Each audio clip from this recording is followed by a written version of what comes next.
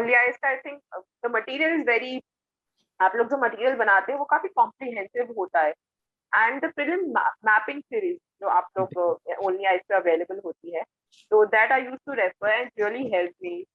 I was somewhere little anxious about the preparation. I went into some sort of overthinking. तो उसकी वजह से मेरी मेंटल हेल्थ डिस्टर्ब हो गई।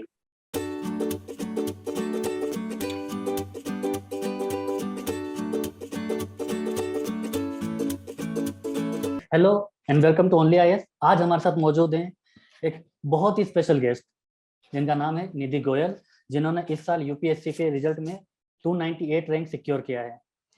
आज हम उनसे जानने की कोशिश करेंगे कि उनकी जर्नी ये यूपीएससी की कैसी रही।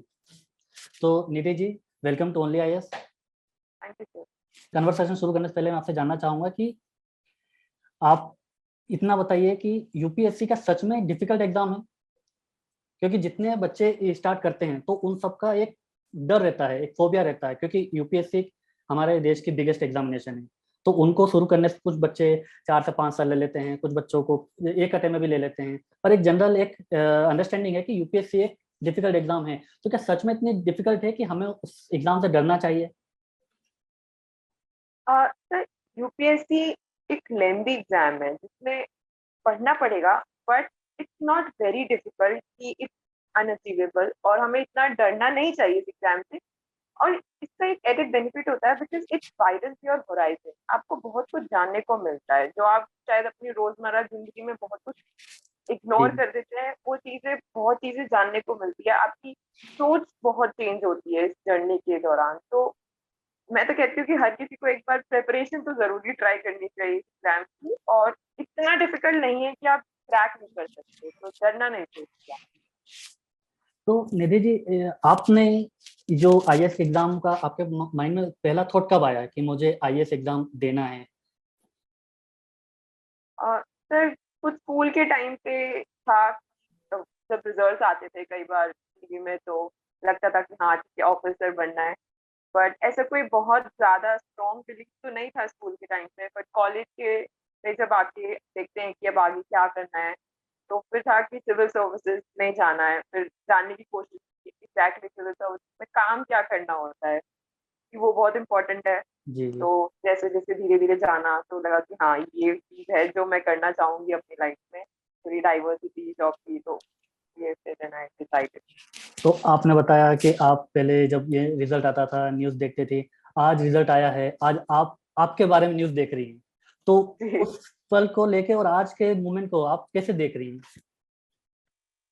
सर, बहुत ही ओवरवेलमिंग है, और सिर्फ अपने लिए नहीं, अपने आसपास वालों के लिए, स्पेशली अपने पेरेंट्स के लिए, कि आई हैव मेड देम प्राउड, तो वो चीज़ काफी ओवरवेलमिंग होती है।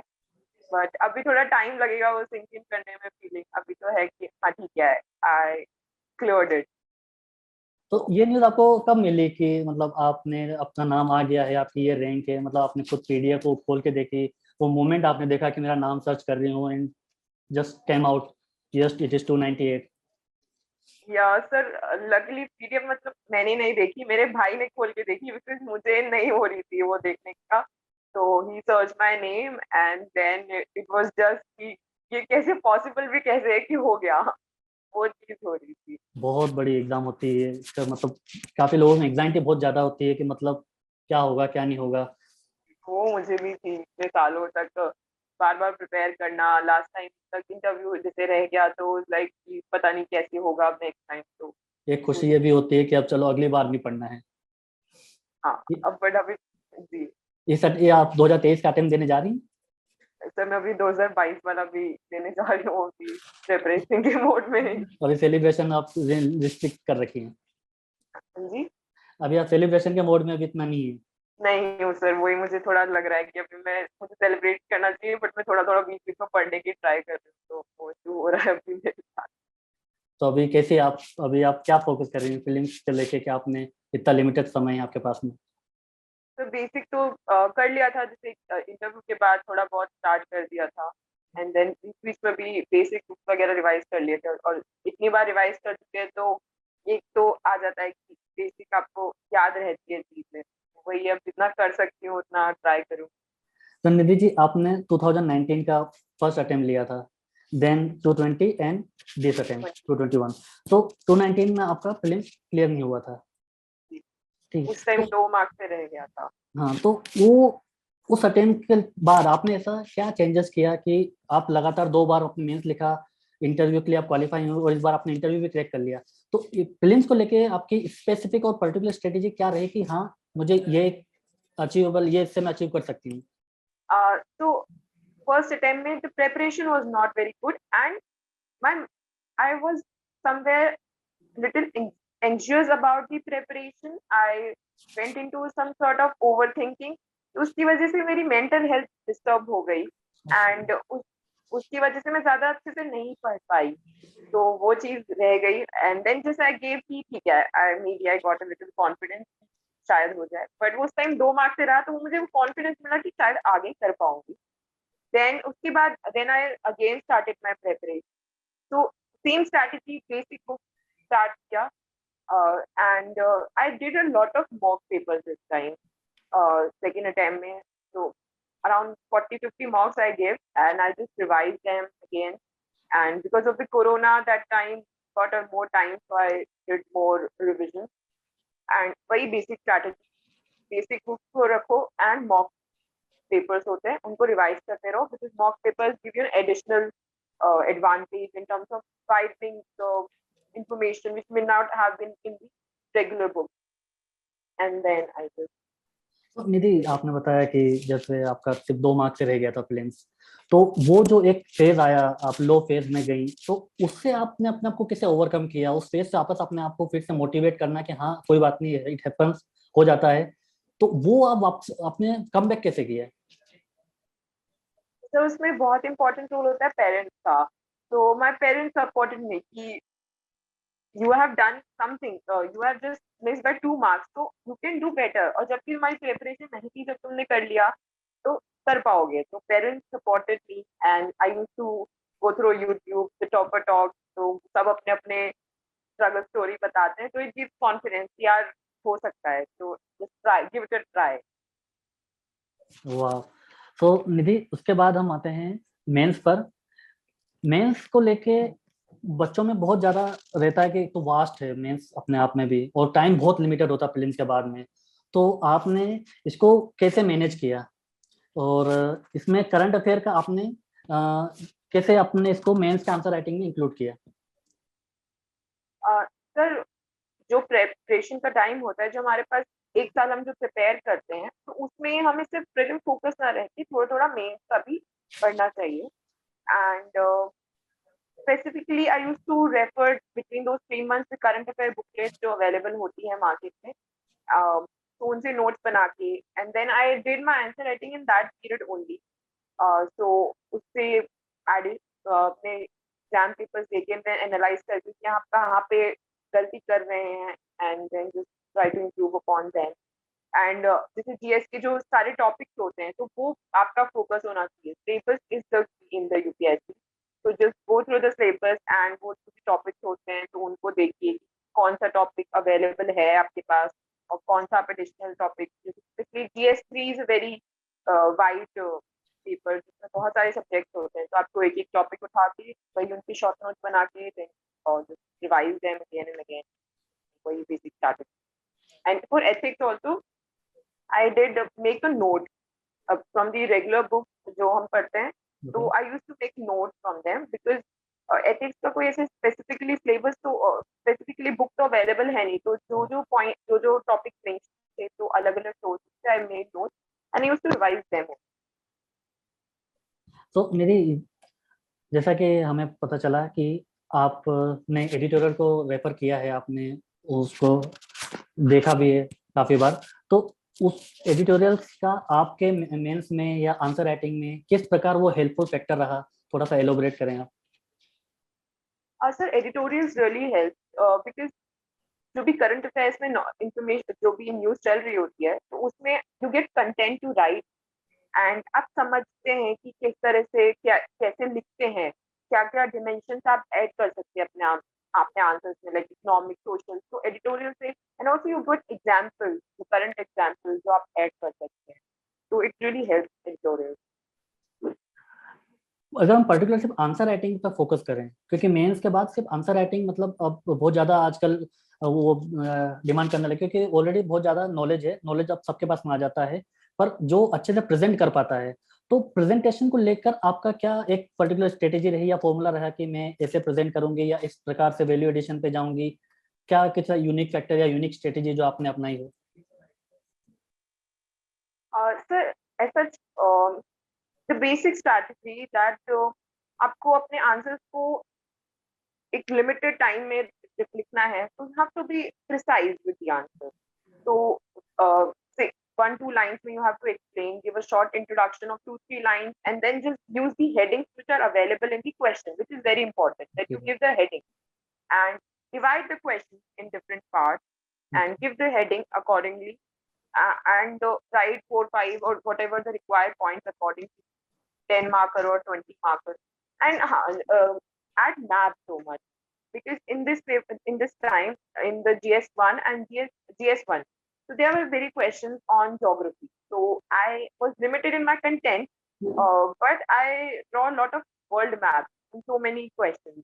Okay, मैं So world map, Indian map, you have to practice them, and diagrams that should be added, and keep your handwriting a little more legible so that they could read better. And this was the basic about answer writing. And answer writing practice is important, because first, when I used to write initially, there were so many long answers, and so it was lacking in quality. Then slowly I improved upon them. Just look at the answer copies of the toppers. They really help, because you get to know that what is really required in the exam, how much is required, the amount of content and the length of the answers. So that information you get from analyzing the toppers answer copies. That is it. तो mains के आपने जो note making करी थी, तो आपने subject wise की थी, मतलब टॉपिक वाइज करी है, या फिर आपका कोई पर्टिकुलर मेथड रहा हो नोट्स मेकिंग की? Sir, I'm not very pro in notes making, because मुझे थोड़ा सा लगता है नोट बनाने में टाइम यार कंज्यूमिंग लिखना प्रोसेस है। पड़ेगा और टाइम कंज्यूमिंग है. तो मैं एक बहुत लिमिटेड प्रीलिम्स के लिए तो मैंने नोट कम ही बनाए थे. उसमें तो आई यूज टू प्रेफर कि बुक को जितना बार रिवाइज करें वो बेटर है, क्योंकि प्रीलिम्स में ऐसा होता है कि कुछ भी आ सकता है, तो आप हर चीज को नोट्स में नहीं लिख सकते हैं, छोटी छोटी चीजें होती हैं. मेंस के लिए it was an hybrid strategy. तो कुछ चीजों के लिए तो I use to have an Evernote topic, तो उसमें मैं I use to make notes and and highlight them. And for some things I used to make in paper form, so I used to revise them. तो आपने अपने notes में ऐसा कुछ किया जैसे स्टैटिक और करंट अफेयर को आपने एक जगह कंपाइल करके या मैनेज करने का कुछ ट्राई किया हो? और सर ऐसा डिवीजन तो कुछ भी नहीं, बट अगर कुछ एडिशनल इन्फॉर्मेशन होती है, जैसे बेसिक नोट्स प्रिपेयर हो गए तो कुछ एडिशनल इन्फॉर्मेशन हुई तो वहाँ पे लिख लिया, देखिए नोट्स लगा के लिख लिया, तो वो चीज होती है. एंड जैसे बुकलेट्स पढ़ते हैं तो वहाँ पे आप ऐड कर सकते हैं अपने आंसर को. बेसिकली देखिए, मोस्टली जो यूपीएससी में जो क्वेश्चंस आते हैं, स्पेशली जीएस3, तो वो बहुत ही करंट अफेयर्स ओरिएंटेड होते हैं. तो उसमें कुछ स्टैटिक एसेस बहुत ज्यादा होता नहीं है. तो उसमें आप अपने जो करंट अफेयर्स की बुकलेट पढ़ रहे हैं, तो उसी में आप एडिशन करते रहें, और आपको कुछ याद आता है तो वहां लिखते हैं. आपने कहीं और पढ़ा होता है, तो वो एक कंसाइज रखना चाहिए अपनी इंफॉर्मेशन को, ताकि आपको एग्जाम में याद करने की इजी रहे. तो निधि जी, आपने मार्कशीट अभी देख ली होगी आपके मार्क्स की, जी. तो किस जीएस पेपर में आपके डिसेंट अच्छे स्कोर रहे हो, आपने लगा कि बहुत ज्यादा मतलब आए हों? सर मेरे GS2 में अच्छे मार्क्स हैं, एक 122. Okay, great. एंड GS3 में I think I have got 105. And sir अभी मेरे को एग्जैक्टली तो but this two marks marks are very exceptional, मतलब अभी जिस हिसाब से ट्रेंड देख रहे हैं मेंस में, जीएस में खासकर बच्चों के बहुत अभी मार्क्स कम हुए हैं, उससे कंपेयर किया जाए तो आपने जीएस2 और जीएस3 में बहुत पावरफुल परफॉर्मेंस दिया है, क्योंकि और ये करंट अफेयर डोमिनेटेड पेपर्स होते हैं जीएस2 जीएस3। तो इसके लिए आपने ऐसा मतलब क्या किया था, थोड़ा सा आप रोशनी डाल पाए? सर GS2 में I can divide like one part is polity, then the governance portion, and the international relations. These are the main topics. So polity के लिए basic Lakshmikant, the topics which are required, because when you read the syllabus, you know that what topics could be relevant for the mains purpose from the Lakshmikant. So I have revised the Lakshmikant, and कुछ Lakshmikant is a concise source, तो आपको mains के लिए थोड़ा wide होना पड़ता है।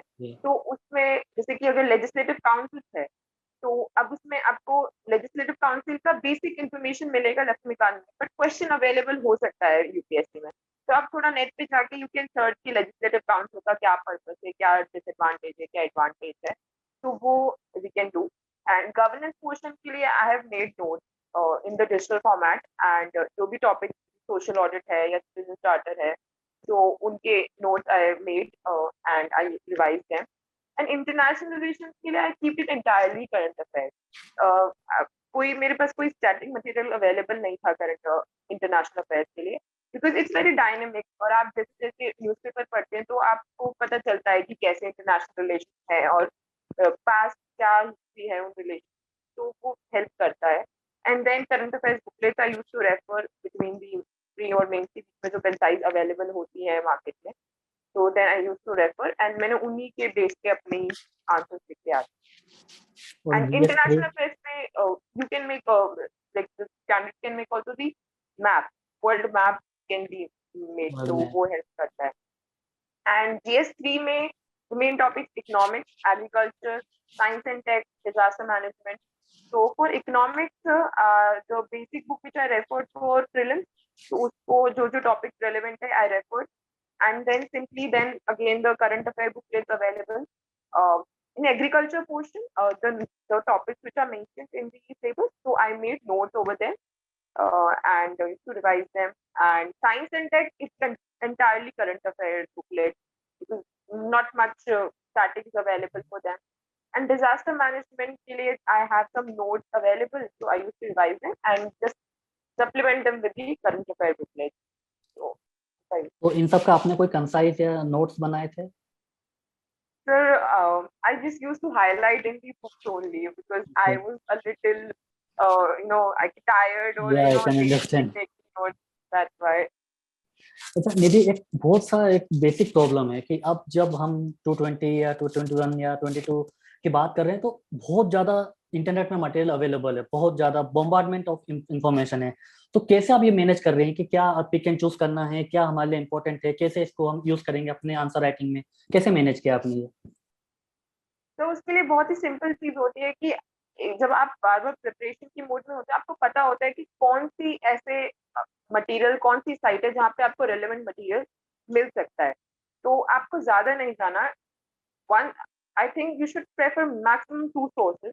एक सोर्स आपका बेसिक रहेगा, एंड सेकेंडली आप थोड़ा जो इंफॉर्मेशन किसी एक सोर्स में मिसिंग है तो you can add, and the newspaper is the key. तो उसमें आपको कुछ इन्फॉर्मेशन मिली, कोई एडिटोरियल में कोई टॉपिक मिला, कोई पॉइंट मिला, I think I remember something related to animal husbandry topic. I read an editorial and I added it to my notes. तो वो चीज आप कर सकते हैं, बट मैक्सिमम ज्यादा सोर्सेज नहीं रेफर करने चाहिए, बिकॉज वैसे भी ज्यादा वैल्यू एडिशन हर नहीं होता है, ज्यादा रिवीजन भी इजी रहता है। हाँ, और टाइम भी जाता है, तो इससे अच्छा है कि आप मैक्सिमम 2 सोर्सेज रेफर करें। एक सोर्स अपना बेस रखें, एंड अगर आपको लगता है कि ये टॉपिक में कम अच्छे से कवर्ड है, वो थोड़ा ऐसा लग जाता है कि हाँ ये अच्छा इन्फॉर्मेशन नहीं प्रोवाइड कर रहा है, तो then go for the second source, और अगर उसमें भी नहीं है तो then go for the third source. पर अगर आपको लग रहा है कि फर्स्ट सोर्स जो है वो आपका बहुत ही अच्छे से कवर कर रहा है, तो जस्ट फॉर एक सेल्फ सेटिस्फैक्शन के लिए एक बार सेकंड सोर्स को एक कर्सरी रीडिंग दे दीजिए कि उसमें कुछ ऐसा लगा कि हाँ इसमें कुछ ऐड करने लायक है, तो वो बस हाँ, तो एक टॉपिक है, एक इन्फॉर्मेशन के लिए मल्टीपल सोर्स रखना की जरूरत नहीं है बहुत ज्यादा, तो क्योंकि इतना टाइम भी अवेलेबल नहीं होता है और जो इनपुट आउटपुट रेशियो है वो काफी कम होता है, तो ज्यादा नहीं करना। और वैसे भी आपके पास वहाँ पे बहुत ही लिमिटेड टाइम अवेलेबल होता है आंसर लिखने के लिए, तो आप चाहे कितना भी पढ़ लें, वो एक जो कोर मेमोरी होती है वही याद रहता है, रिप्रोड्यूस कर पाते हैं। तो निधि, ये जो टेस्ट सीरीज मेंस के रिगार्डिंग जितनी भी होती, कितने आपने लगे कि आपको लगा कि इतने तो टेस्ट लगाना चाहिए, या फिर कुछ लोग बिलीव करते हैं कि नहीं हम सिर्फ आंसर राइटिंग में फोकस करते हैं, मॉक टेस्ट में इतना फोकस नहीं करते। Answer writing in the sense कि आप डेली 5 लगाओ, उसमें आप ज्यादा वैल्यूएबल कंटेंट डाल पाओगे, प्रैक्टिस कर पाओगे। और कुछ लोग मॉक टेस्ट लगाना पसंद करते हैं कि एग्जाम हॉल में जाएंगे, 3 घंटे लिखेंगे, उससे प्रैक्टिस करेंगे। तो आप किस मोड में ज्यादा कंफर्टेबल रही? सर मैंने डेली आंसर राइटिंग तो मैं प्रेफर नहीं करती थी, because I am not a very consistent person with those answer writing. मुझे ऐसा होता था कि पहले मैं पढ़ लेती हूँ, देन हम्म, आंसर राइटिंग कर लूंगी। तो इसलिए I use to prefer mock papers. तो मैंने वही प्रीलिम्स एंड मेंस के बीच में जो टाइम अवेलेबल होता है उसमें I give around 7-8 mock. And उससे एक एडिशनल बेनिफिट होता है कि आपको 3 घंटे में जो आंसर लिखना है, हम्म, तो वो आपको एक प्रैक्टिस होती है कि 3 घंटे में आप कैसे मैनेज करेंगे, कहाँ पे आपको अपना टाइम बचाना है और कहाँ पे आपको ज्यादा आप इंफॉर्मेशन अवेलेबल है। एक आंसर आपको बहुत अच्छे से आता है और एक में आपको नहीं पता कि क्या लिखना है। तो वो बैलेंस जब आप पूरा एक 3 घंटे का पेपर सॉल्व करते हैं तभी आपको आती है। तो वो एक मेरे हिसाब से मतलब अगर किसी को डेली आंसर राइटिंग लगता है कि दे शुड गिव, तो one should prefer giving like okay, writing 2 answers per day in the initial phase. Okay. But mock papers I think they are very important. मतलब अगर आप आंसर राइटिंग भी कर रहे हैं तब भी आपको मॉक तो देने चाहिए।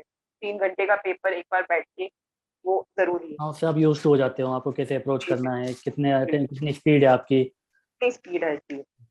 तो निधि, उसके बाद ऐसे एक बहुत इंपॉर्टेंट कंपोनेंट होता है। कुछ बच्चे ट्राई करते हैं कि जीएस पढ़ लिया उसी के बेसिस पर चले जाते हैं, कुछ स्पेशल वो एफर्ट नहीं लेते हैं ऐसे के लिए।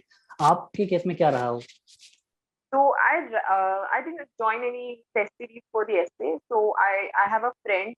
So I used to just we just used to write the essays on topics which are available on the internet easily. So the past topics which have come in UPSC, and हम एक दूसरे को share कर देते थे and उसको analyse करके कि हाँ पे क्या ऐड हो सकता था या फिर क्या मिसिंग था। और इससे एक बहुत इंपॉर्टेंट होता है ऐसे लिखना, बिकॉज एक इनिशियल हेजिटेशन होता है कि यार लिखना ओके, पड़ेगा उस ऐसे को। वो एक इनर्शिया जो होता है उसको ओवरकम करना बहुत जरूरी है, क्योंकि ऐसे सब ऐसे अवॉइड कर देते हैं कि यार कर कर लेंगे लेंगे वो बस, वाला। वहां पे फिर इनका स्ट्रक्चर नहीं बन पाता है, कभी कभी पॉइंट हाँ लॉजिकली कनेक्ट नहीं हो पाते। बिल्कुल, तो वो चीज है। तो आई डोंट नो, इस बार मेरे को एनालाइज करना पड़ेगा कि क्या मिसिंग रहा, तो I will try to improve upon it. But इस बार लास्ट ज्यादा ईयर तो फिलोसफिकल टॉपिक ज्यादा थे, तो आप उसको वो लेके आप क्या स्ट्रेटजी बनाएंगी? वही कि I research on the internet की क्या और क्या कर सकती, because I am not very good in the philosophical essays. तो कुछ देखना पड़ेगा कि हाँ I think maybe toppers की आंसर कॉपीज को एनालाइज करना चाहिए, उनसे आप एग्जाम्पल्स उठा सकते हैं कि जी, जी। क्या क्या एग्जाम्पल्स अवेलेबल हैं। एंड से writing is very important, practice करनी पड़ेगी ऐसे कि किस तरह से स्ट्रक्चर करना है और किस कौन कौन से टॉपिक्स आपको किस तरह से हेडिंग देनी है ऐसे में, वो बहुत इंपॉर्टेंट है। तो वो चीज आई विल मतलब ट्राई हर टू टॉपिक पे आप एटलीस्ट 2 से 3 बार करके लिख के देख लें, ऐसे साइंस जी टेक्नोलॉजी जी हुआ या फिलोसफी ऐसे हुआ, हाँ सोशोलॉजी ऐसे हुआ।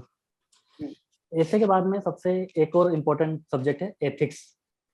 तो एथिक्स जनरली ज्यादा कोई स्टैंडर्ड, आपने पहले बताया कोई स्टैंडर्ड बुक है नहीं, तो उसके लिए कोई पर्टिकुलर आपने कुछ एग्जाम्पल का कंपाइलेशन करके रखा है? कुछ बच्चे करते हैं कि political example, social social example, या फिर एथिकल स्पोर्ट्स के डायमेंशन के एग्जाम्पल रखते हैं, तो ऐसा कोई कंपाइलेशन किया आपने?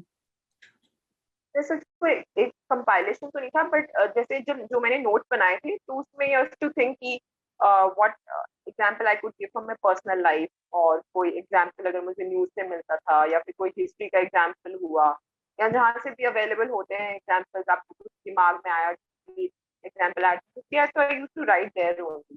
ऐसे कोई एक पर्टिकुलर तो शीट नहीं थी मेरे पास, बट हाँ वहाँ पे लिखिए कि हाँ ये एग्जांपल ऐड हो सकता है, तो दैट आई यूज्ड टू। यदि आपका ऑप्शनल कॉमर्स है, तो कॉमर्स रखने की क्या वजह रही? कॉमर्स ही क्यों? क्योंकि जनरली सिर्फ ट्रेंड ये रहा है कि जिन बच्चों का कॉमर्स बैकग्राउंड होता है या ग्रेजुएशन सब्जेक्ट होता है, वो जनरली ह्यूमैनिटी सब्जेक्ट को प्रेफर करते हैं। कॉमर्स इतना वाइडली एक्सेप्टेड ऑप्शनल नहीं है, मतलब। तो आपने कॉमर्स लिया, उसके पीछे का थॉट प्रोसेस क्या रहा आपका? तो बेसिक थॉट प्रोसेस तो यही था कि 5 साल पढ़ा है 11th 12th में, and then graduation was in commerce. तो और देन आई एनालाइज सिलेबस, तो majority of the syllabus was overlapping with my graduation subject. कि I think just two topics, organizational behavior and organizational theory, which were new for me. Otherwise I have read all the topics which are mentioned in the syllabus. तो ये था कि एक added benefit होगा कि आपको एक स्क्रैच से कुछ स्टार्ट नहीं करना पड़ेगा, आपके पास बेस तो तैयार होता ही, आपको चीजें तो पता ही होती है कि करेक्ट। बेसिक क्या है कॉन्सेप्ट। सिर्फ एक यूपीएससी की पर्सपेक्टिव से आपको प्रिपेयर करना है उसको। तो ये था कि शायद टाइमिंग का थोड़ा टाइम बचेगा उससे। एंड फिर आप सीएस में इतना ह्यूमैनिटीज पढ़ लेते हैं तो आपको लगता है कि कुछ डिफरेंट अवेलेबल होगा, आप थोड़ा अकाउंट करेंगे तो हाँ, थोड़ा तो कोई ब्रेक मिलेगा क्या आपको, क्या नहीं हर बार करना होगा। ह्यूमैनिटी कैसे पढ़ेंगे। और मेरा कॉमर्स अच्छा था, I scored good in college also, so I thought तो कर लूंगी ये जो फिर कॉमर्स ऑप्शनल यूपीएससी। आपके माइंड में यूपीएससी देने के थॉट के बाद में आया, कि पहले से था कि यूपीएससी देना इसलिए मुझे कॉमर्स रखना है, या फिर क्योंकि अब अभी ट्रेंड चल रहा है कि यूपीएससी को ध्यान में रखते हुए कुछ पोल साइंस ले रहे हैं, कुछ अलग सब्जेक्ट चूज कर रहे हैं। नहीं सर, कॉमर्स तो मैंने 11th में ही चूज किया था, देन वो बीकॉम ऑनर्स करना तो एक natural choice. And I believe कि I mean it can vary with person to person, but I believe कि आपका जो इंटरेस्ट हो अपने ग्रेजुएशन में तो आपको वही सब्जेक्ट रखना चाहिए। बिल्कुल करेक्ट। यूपीएससी के पर्सपेक्टिव से कोई सब्जेक्ट लेके बिकॉज उससे क्या होता है कि आप अपनी ग्रेजुएशन से बहुत अच्छे से कर नहीं पाते जब आपको सब्जेक्ट में इंटरेस्ट नहीं आता है। और यूपीएससी जो जीएस है basically it's very I think बहुत ही यूनिवर्सल सी चीज है, जो उसमें आपको कोई बहुत स्पेशलाइजेशन नहीं चाहिए सब्जेक्ट का कि आप अपनी करेक्ट। ग्रेजुएशन अगर एक सब्जेक्ट कर लेंगे तो वो आपको एक हेल्प करेगा। करेक्ट। बट अगर it can very person to person, but for me कि ठीक है आपको जो अच्छा लगे, जैसे इतने इंजीनियर्स हैं तो वो लोग तो इंजीनियरिंग करके ही they are doing very well in UPSC, तो उस चीज को तो फिर हम नहीं कर सकते।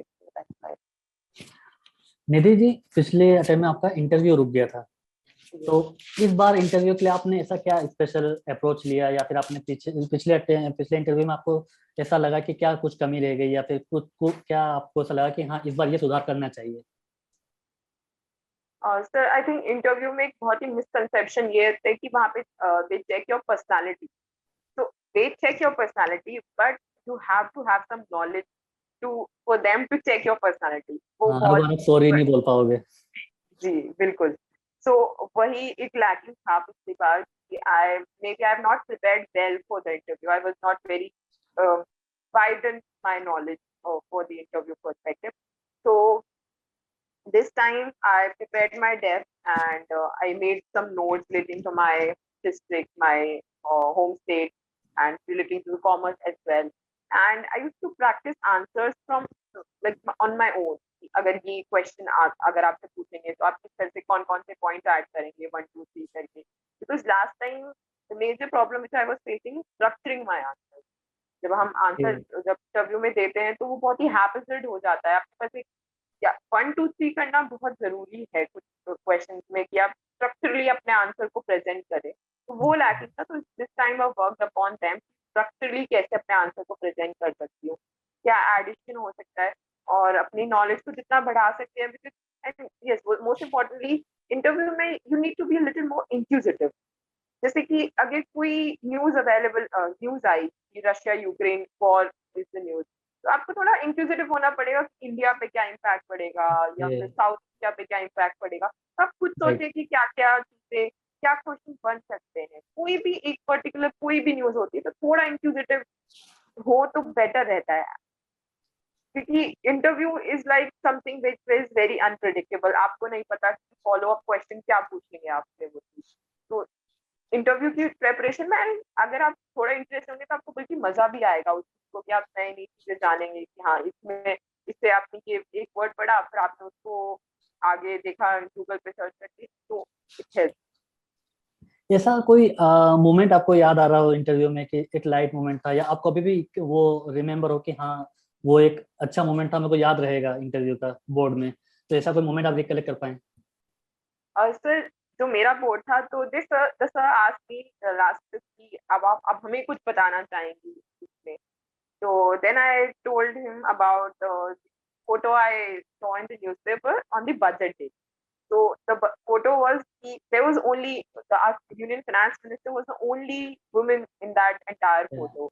The entire bureaucracy was very male oriented. So I asked her that when we are talking about women empowerment, it's very important for us that we should increase the representation of women in bureaucracy as well. Okay. So he said me that the top leader was the female, and that is a good thing. I said definitely, sir, that was the greatest thing that our finance minister was a female, but the bureaucracy representation of women has to increase. So said yeah, what you were saying also is right. So that was the good moments in the interview. वाह। तो निधि, ये एक पूरे UPSC की journey में जब जितने भी टॉपर्स आते हैं या जो सिलेक्टेड कैंडिडेट होते हैं, उनमें एक चीज बहुत कॉमन रहती है, सब एक बात बोलते हैं कि हमने सोशल मीडिया को रेगुलेट किया या हम सोशल मीडिया से दूर हो गए।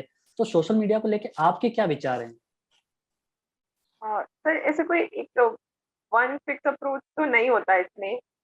मैं ऐसा नहीं बोलूंगी कि मैं बहुत ज्यादा सोशल मीडिया यूज करती थी, but I was on almost I think every platform. I use WhatsApp also, I use Facebook also, and YouTube तो हम लोग आई थिंक यूज करते ही हैं, क्योंकि बट वो हम स्टडी पर्सपेक्टिव से यूज करने की कोशिश करते हैं यूट्यूब को, बट वो हो जाता है जब आपकी न्यूज फीड में आती है तो आप थोड़ा नहीं कर पाते अपने माइंड को कंट्रोल, तो वो एक इशू रहता है मेरे साथ। बट मैं बिल्कुल कट ऑफ नहीं थी। बट व्हाट्सएप पे इट्स लाइक कि आप बहुत अपने क्लोज फ्रेंड से I use to contact, and social life थोड़ी इफेक्ट होती है, हाँ, मतलब एंड आप वो पूरे तरीके जरूरी से भी है। आइसोलेट नहीं हो सकते। जी, मैं आई think I can't even survive being isolated, क्योंकि जरूरी होता है आपको एक आपको अपने फ्रेंड्स के साथ जाना, अपने पेरेंट्स से बात करना, थोड़े लाइट मोमेंट जरूरी है, because after and at the end of the day we are human being, तो या we are emotional, human beings. तो तो एक यूपीएससी सब मैकेनिज्म कुछ नहीं है, मतलब यूपीएससी कुछ पूरा जीवन आप बिल्कुल नहीं वो कर सकते, नहीं साइडलाइन नहीं कर कर सकते, सकते। नहीं कर सकते, तो वेरी गुड। तो मैकेनिकल नहीं कर सकते आप। हाँ, बिल्कुल एक पॉइंट आएगा, मोनोटोनस होने लगेगा, फिर आपका माइंड वो कैच जी, भी नहीं कर पाएगा। आप इमोशनली जब आप इतने स्ट्रांग बिल्कुल नहीं रहोगे तो आप कैसे फिर आप अपने आप को मोमेंटम रख पाओगे? ऐसा लगेगा, क्योंकि आपको क्या क्या सबसे कनेक्टेड नहीं हो, कुछ भी नहीं है, मतलब एकदम आइसोलेटेड सी लाइफ है, तो वो बीच बीच में महीने में एक बार अपने फ्रेंड्स के साथ बाहर जाना जरूरी होता है, थोड़ा इतना जानो तो कि वो अफोर्ड लोग कर भी ही क्या सकते कर हैं। रहे हैं। एंड मैं तो मूवीज भी देख लेती थी, ऐसा नहीं है। हाँ, तो मूवीज से आजकल बहुत ट्रेंड चल रहा है, मूवीज देख के, मूवीज के एग्जांपल है आप अपने आंसर में हाँ, लेके मूवीज इंक्लूड कर रहे हो। एग्जाम्पल भी लिख तो वो सकते हैं, आपके तो ऊपर है, आप कैसे यूज कर रहे हो सोशल मीडिया का या अपने फ्रेंड के साथ में जो आप क्वालिटी टाइम स्पेंड कर रहे हो उसका आप कैसे यूज कर पाओ एग्जाम में, वो आप पे डिपेंड करता है।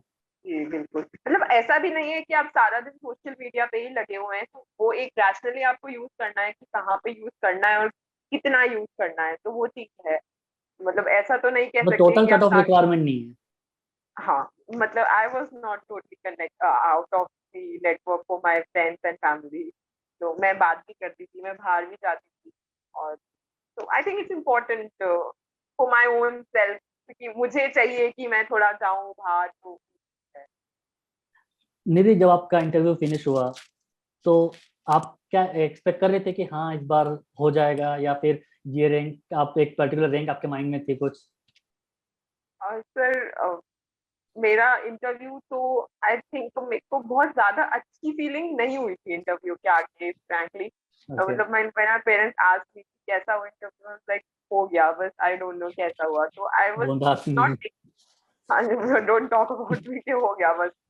So they were then maybe I was not very expecting very good marks in interview. So but I don't know. मतलब यूपीएससी का जो इंटरव्यू होता है, I think it's a little unpredictable. आप जज वेरी नहीं कर अनसर्टेन। सकते कि क्या देख रहे हैं वो, और कई लोग होते हैं जिनका बहुत अच्छा होता है पर फिर भी उनके मतलब मार्क्स नहीं आ पाते हैं, एंड देन कई लोग होते हैं कि जिनका उनको लगता है कि उनका नहीं हुआ है बट दे स्कोर लाइक चक वाला हाँ, मार्क्स। तो एग्जाम देने के बाद, मेंस के बाद, इंटरव्यू के बाद आपको लगता है कि हाँ इतना तो अच्छा गया है कि टॉप 100 या टॉप 50 में आ जाऊं, बट आप प्रिडिक्ट नहीं ऐसा कर नहीं सकते। हुआ था सर, तब मेरा तो इस आई थिंक इस पूरी प्रोसेस में एक बार भी एक स्टेज पे भी ऐसा नहीं लगा कि हो जाएगा। इस बार प्रीलिम्स भी ऐसा था कि बस पास हो जाए तो बहुत बड़ी बात है, और मेंस में भी TS three was a little unpredictable this time, तो मतलब लो मोमेंट्स तो मेरे हर प्रोसेस में ही थे इस बार। तो मैं वो चीज बोलूंगी कि एक होता है कि सबको लगता है कि आपको अच्छा फील होना चाहिए एग्जाम से आके, तो ऐसा उस चीज को अपने जजमेंट को क्लाउड ना करे कि आपको अच्छा ही फील होना चाहिए। आप बस अपना बेस्ट दे के आए बेस्ट वहां पे, दीजिए। बाकी जो होगा that is your destiny and your hard work. Great. तो निधि, अब आपका एग्जाम क्लियर हो चुका है, 290 रैंक है आपके पास। तो अब जब आप प्रीलिम देने जाओगे, तो पहले जब आप प्रीलिम देने गए थे तो आपको पता था, आपको आप थोड़ी एंग्जाइटी रहती है कि होगा नहीं होगा इस टाइप से, पर अभी आपको पता है कि आप क्लियर हैं, आपने निकाल रखा है, तो अब वो कॉन्फिडेंस, वो आत्मविश्वास कैसा है?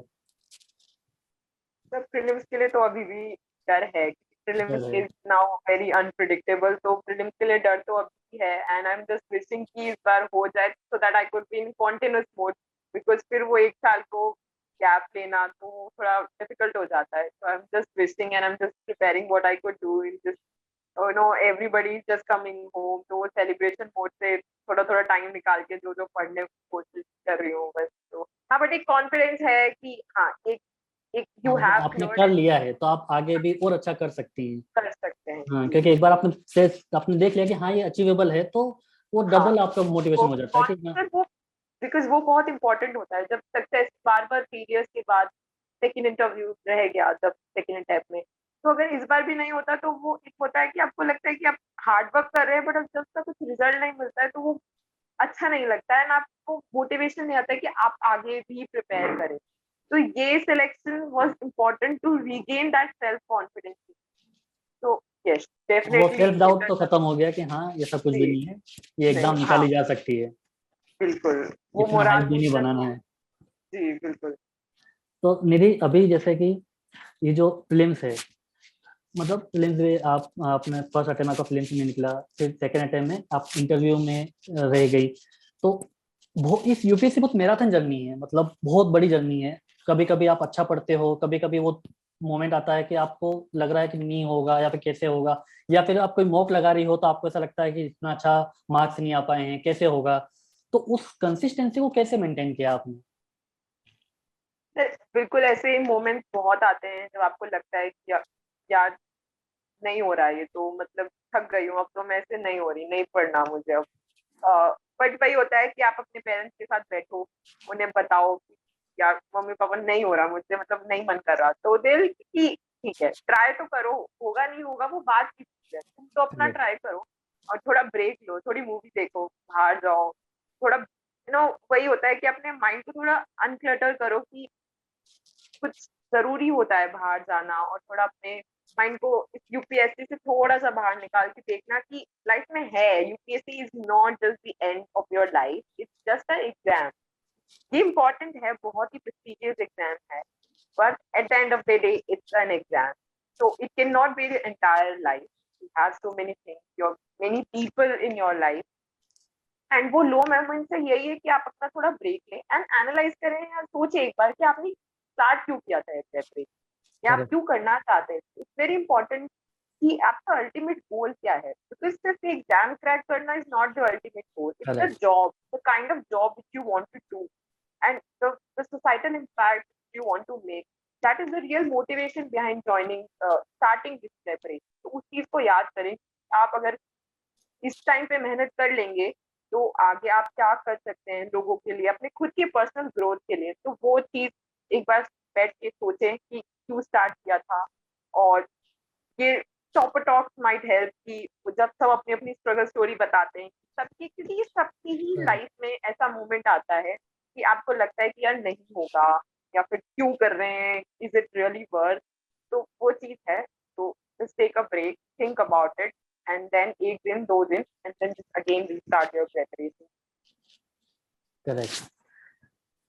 निधि, अभी फिल्म्स बस हार्डली 4 दिन बाकी हैं, तो आप अगर एक मैसेज देना चाहें जो अभी 222 का जो अपीयर होने वाले हैं, तो आप क्या उनको क्रिस्प एक छोटा सा मैसेज देना चाहेंगे कि अभी इन 4 दिनों में आप वो कर सकते हैं या आपको इन चीज पर फोकस करना चाहिए, वो आपका मैसेज क्या होगा? तो इसमें बेसिक यही हुआ कि अपने आप पास के पेपर्स को देखें और देखें कि कौन कौन से टॉपिक रेलेवेंट है, इम्पोर्टेंट है, तो उनको, जैसे पॉलिटी है, it's very important, history, modern history, economics, तो जो जो टॉपिक्स आपको लगता है कि जो सब्जेक्ट सबसे इम्पोर्टेंट है, तो उनका रिविजन ऑलरेडी 4 दिन पहले लोगों ने रिविजन कर रखा होगा, बट आप बस उन मेन टॉपिक्स का रिविजन करें दोबारा से. एंड अपने जो भी अगर मॉक पेपर्स जितने भी दिए हैं, तो जस्ट इम्पोर्टेंट जो भी आपको लगता है ये इन्फॉर्मेशन इम्पोर्टेंट है, तो जस्ट रिवाइज दें. these 4 days are just for revision. तो जितना रिवाइज कर सकते हैं तो वो रिविजन करें, and then just go with a positive approach. बस एक बार जाते हैं एंड देखते हैं, जो होगा देखा जाएगा, वो वाला है कि बस अपने दिमाग को शांत करके जाएं. वहां पे एग्जाम में शांत करके बैठना राइट। बहुत जरूरी है.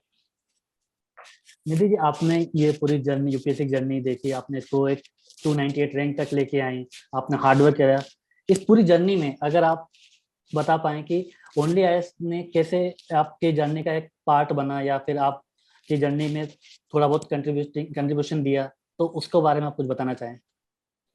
सर, स्टार्टिंग कॉलेज टाइम पे when I started reading newspaper, तो जो हिंदू की जो लैंग्वेज होती है वो बहुत ही डिफिकल्ट होती है अंडरस्टैंड करने के लिए।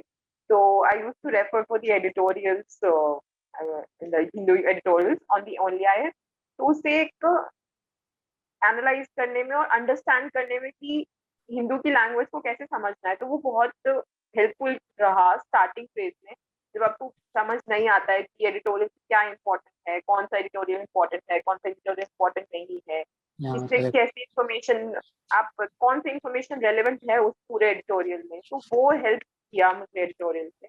And the film mapping series जो आप लोग ओनली आइज पे अवेलेबल होती है, तो that I use to refer and really help me, because वो मैपिंग आप वैसे नहीं कर पाते हैं, बट उससे जो मैम करवाती हैं जब अच्छे से नो रेफरेंस लोकेशन के साथ, and then current affairs cover करते हैं कि ये लोकेशन इंपॉर्टेंट थी न्यूज में, तो वो हेल्प।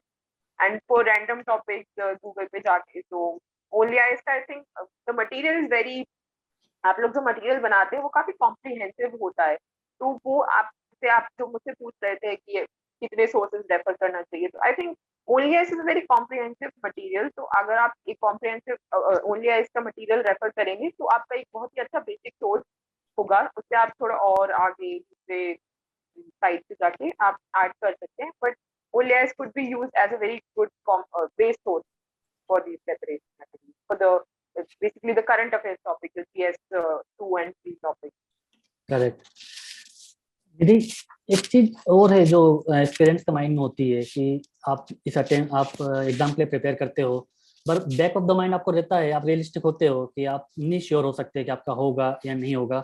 तो इस अटेम्प्ट के पहले भी अभी आपने निकाल लिया है, तो अब ऑब्वियस सी बात है, प्लान भी जैसा कोई कॉन्सेप्ट है नहीं, पर इसके पहले क्या प्लान बी का कोई कंसिडरेशन था आपके माइंड में? तो ये कॉन्फ्लिक्ट था माइंड में कि नहीं है प्लान बी, मतलब sometimes I use to think कि यार नहीं होगा तो क्या करोगे, तो वो आई थिंक सबके दिमाग में ये रहता है। एंड बट यही था कि सेल्फ बिलीफ है। फिर मतलब अगर कोई भी एग्जाम की प्रेपरेशन अगर मैं दूसरे के लिए भी करती तो वो टाइम ही अवेलेबल नहीं होता था, because from last 2 years I always on the preparation mode, prelims then means then interview and then again prelims, तो वो time नहीं मिला मुझे। तो I was just going with my, I can say, destiny and with my hard work. But yeah, I think plan B sometimes important for your own self confidence कि यार मतलब है कुछ, क्योंकि जब वो भी नहीं होता ना प्लान बी, तो आप एकदम कई बार जब होप होते हैं तो बहुत ज्यादा लो चला जाता है। तो आई थिंक प्लान बी अगर आप ट्राई करें कि हो, बट एक सेल्फ बिलीव वेरी इंपॉर्टेंट कि आप कर सकते हैं। सिर्फ वो प्लान बी, हाँ, और ये भी है कि आप यूपीएससी को एकदम इग्नोर ना कर दे वो प्लान बी की वजह करेक्ट। से। उससे कॉम्प्रोमाइज नहीं होना चाहिए आपकी प्रिपरेशन। हाँ जी, तो वो क्योंकि जब आपने यूपीएससी स्टार्ट किया है तो UPSC should be the key and should be the main target. अगर आप कर सकते हैं कि आप प्लान बी में और एग्जाम दे सकते तो जरूर दें, but I think I was a little lazy for again reading something else also. So I just went with my self-belief and destiny, that I could say. And यदि with my parents' support, they were just कि हो जाएगा, कुछ plan भी नहीं है तो कर ले अब कुछ वो। हाँ, डिटर्मिनेशन है आपके पास में, तो you can crack any examination. Nidhi, एक लास्ट मैसेज, जैसे आज कुछ बच्चे रिजल्ट देखने के बाद अपना माइंड बना चुके हैं कि हाँ मुझे यूपीएससी करना है, या कुछ बच्चे ऐसे भी होंगे जो अभी 4 या 5 अटेम्प्ट में हैं, या फिर वो एग्जॉस्ट करने वाले हैं अपने अटेम्प्ट को, या फिर बीच में हैं। तो एक मैसेज उन सब के लिए जो अभी शुरुआत करने वाले हैं, जो अभी बीच में हैं, या फिर जो अभी लास्ट अटेम्प्ट के उसमें खड़े हैं, फेज में हैं, तो एक छोटा सा मैसेज उनके लिए क्या होगा आपकी तरफ से? जो लोग स्टार्ट करने वाले हैं उनके लिए तो मैं मैसेज यही देना चाहूंगी कि सबसे पहले बैठ के ये सोचे कि आप करना क्यों चाहते हैं इस एग्जाम को। बिकॉज ये ऐसा एग्जाम नहीं है कि पेरेंट्स ने बोल दिया या फ्रेंड्स कर रहे हैं या फिर इसमें बहुत आपको बहुत ग्लोरी मिलेगी, क्योंकि ये ऐसा एग्जाम है ही नहीं। जब आप वो लो मोमेंट्स में आते हैं तो जो वो रियल मोटिवेशन जो था आपका एग्जाम करने का, वो ही हेल्प करता है आपको कि आप करना क्यों चाहते थे उसको। जब करेक्ट। ना तो पेरेंट्स आएंगे ना फ्रेंड्स आएंगे, आपको, आपको सेल्फ मोटिवेशन बहुत जरूरी है, external motivation won't help. And वो सेल्फ मोटिवेशन के लिए वो एक कोर रीजन बहुत जरूरी है कि आपका रीजन जो आपने स्टार्ट किया था वो अच्छा हो। तो बैठ के सोचे कि आप करना क्यों चाहते हैं, और जब आप बिल्कुल श्योर हो कि आप करना चाहते हैं और कर सकते हैं, तभी जाएं। And those who are in their last attempt, I think अपना बेस्ट दें, जितना भी दे सकते हैं, just go best with your preparation.